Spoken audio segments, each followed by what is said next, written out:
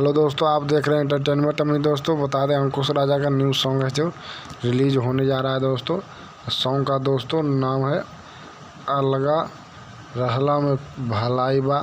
तो काफ़ी कमाल सॉन्ग है दोस्तों। सॉन्ग का बोल है अलगा रहला में भलाई बा।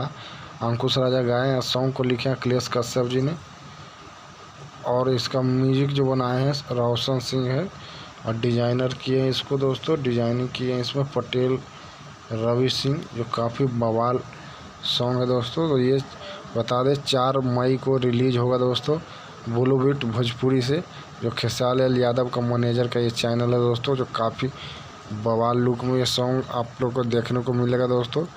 हालांकि इसमें टाइमिंग नहीं बताया गया दोस्तों। ये प्रोमो वीडियो बन सकता है तो उसमें बताया जाएगा।